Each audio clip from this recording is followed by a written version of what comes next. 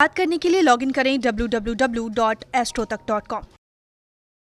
मित्रों नमस्कार, मैं हूं आपका मित्र कमल नंदलाल और मैं आप सभी दर्शकों का स्वागत करता हूं एस्ट्रो तक की खास प्रस्तुति में कमल नंदलाल के महा उपाय। मित्रों, कार्यक्रम शुरू करने से पहले आपसे निवेदन करूंगा कि एस्ट्रो तक को लाइक करें, सब्सक्राइब करें, वीडियो ज़रूर शेयर करें और अगर आप मेरी सेवाएं लेना चाहते हैं तो सीधा आ जाइए astrotak.com पर। तो चलिए बात करते हैं विशेष विषय पर, संतानहीनता। एक सबसे बड़ा अभिशाप माँ बाप के लिए। और पितृदोष की सीरीज में, जिसमें लगभग 15 एपिसोड हम क्रॉस करेंगे, 15 एपिसोड की सीरीज है, उसमें ये 13वां एपिसोड है। इसमें हम बात करेंगे संतानहीनता देता है केतु जनित पितृऋण। जाने इसका कारण और निवारण। जी हाँ, पितृऋण यानी कि पितरों का एक ऐसा ऋण जो हम जन्म से ही लेकर पैदा होते हैं, और उसमें केतु पितृऋण बनाता है। आइए इसके पीछे की सच्चाई जानते हैं। कब लगता है केतु जनित पितृऋण? देखिए, लाल किताब, रावण संहिता और कुछ वैदिक शास्त्र भी कहते हैं इस बारे में। कब? जब छठे भाव में चंद्रमा हो या मंगल हो तो ईश्वरीय ऋण लगता है। और केतु का ऋण ईश्वरीय ऋण लगता है, यानी कि ईश्वर के ऋणी हैं हम। वैसे तो हम सभी जने ईश्वर के ऋणी हैं, लेकिन केतु मूलतः मोक्ष का ग्रह है। मोक्ष अगर मिलता है तो एकमात्र केतु ही दे सकता है। धुआं बनकर उड़ जाते हैं हम जब हम अग्निदाह संस्कार, आखिरी संस्कार जब होता है तो उसके बाद जो मोक्ष मिलता है वो केतु के कारण मिलता है। तो छठे भाव में चंद्रमा या मंगल होने से ईश्वरीय ऋण बनता है। पंचम अथवा नवम भाव में, यानी कि 5वें भाव में या 9वें भाव में पापी ग्रह होने से ईश्वरीय ऋण बनता है।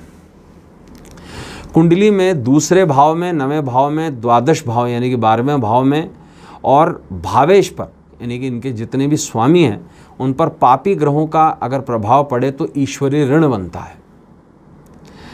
9वें या 5वें के भावेश अगर अस्त हों, कमज़ोर हों या उन पर केतु का प्रभाव हो तो ईश्वरीय ऋण बनता है, केतु जनित पितृदोष। 5वें भाव में सिंह राशि हो और सूर्य भी पापी ग्रहों से युक्त हो या दृष्ट हो तब भी पितृ ऋण बनता है, जिसके कारण से बच्चे नहीं होते। अब ये कैसे बनता है?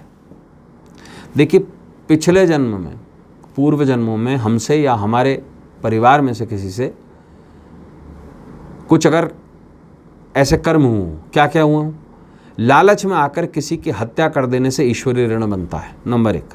नंबर 2, सगे संबंधियों से विश्वासघात करने से ईश्वरीय ऋण बनता है, नंबर 2।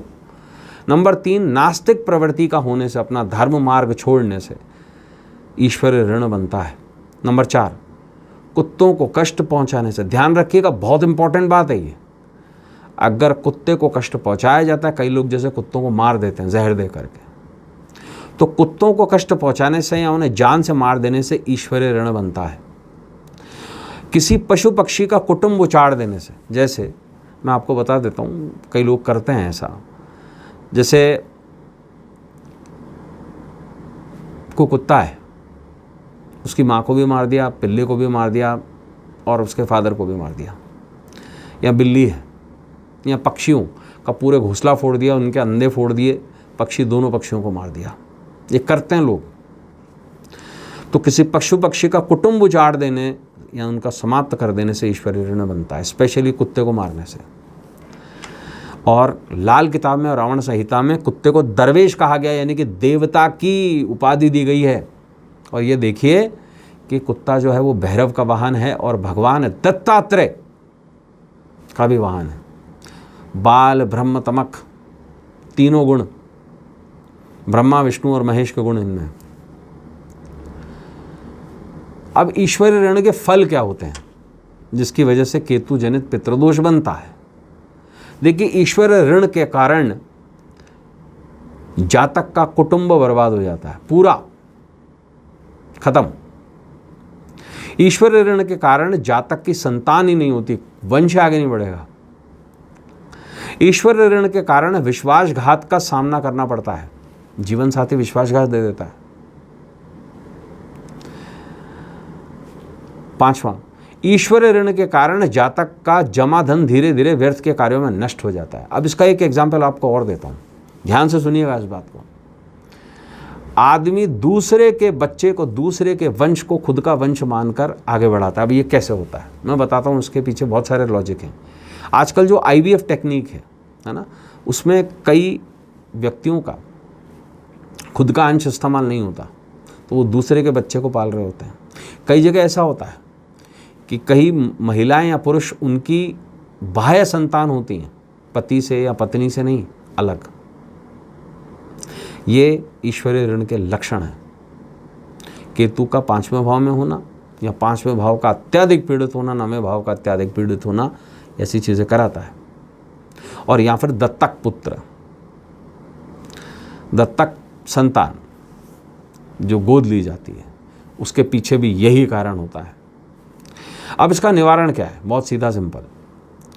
कुटुंब के प्रत्येक सदस्य से पैसे इकट्ठे करके 100 कुत्तों को भोजन कराने से इस ऋण में काफ़ी हद तक शांति होती है। उपाय नंबर 2, ये 5 उपाय ज़रूरी हैं।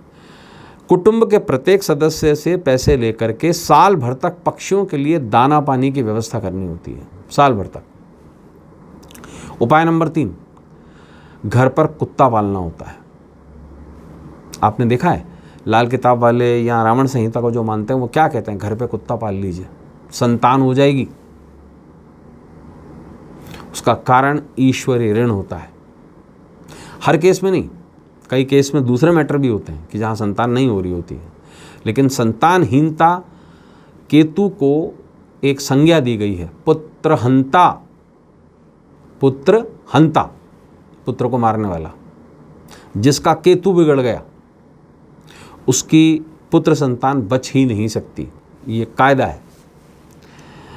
और 5वां और चौथा उपाय देखिए, नियमित रूप से आजीवन गणपति अथर्वशीष का नियमित पाठ करें, चौथा उपाय। और 5वां उपाय, प्राण प्रतिष्ठित 9 मुखी प्लस गणेश रुद्राक्ष और 12 मुखी रुद्राक्ष धारण करें गले में, प्रॉपर तरीके से रुद्राष्टाध्यायी करवा के। तो ईश्वरीय ऋण से मुक्ति मिलती है और केतु जनित जो पितृदोष है उससे भी निश्चित मुक्ति मिलती है। तो दोस्तों आज के लिए बस इतना ही। कल आपसे फिर मुलाकात होगी, तब तक देखते रहें श्रोतक। नमस्कार, नमः शिवाय।